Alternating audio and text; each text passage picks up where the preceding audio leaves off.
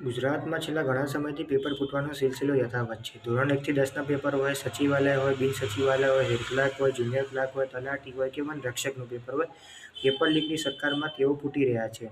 પણ નવાઈની વાત એ છે કે ગુજરાતની ભાજપ સરકાર પેપર લીક મુદ્દે આનાથી વધુ આક્રમક ક્યારેય જોવા નથી મળી. જ્યારે કોંગ્રેસ વિપક્ષમાં માત્ર એકલું હતું, ત્યારે તેઓ માત્ર શોભાના ગાંઠિયા સમાન પ્રેસ કોન્ફરન્સ કરીને પેપર લીક મુદ્દે પોતાનું વિરોધ પ્રદર્શન દેખાડતા હતા.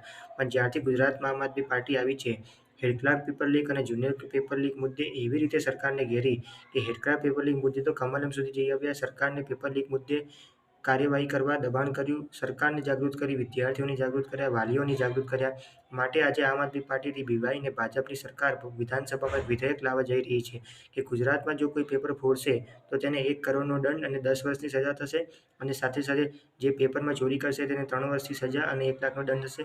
દરેક પક્ષો રાજનીતિ કરી રહ્યા છે, પણ આમ આદમી પાર્ટી મુદ્દાની રાજનીતિ કરી રહી છે.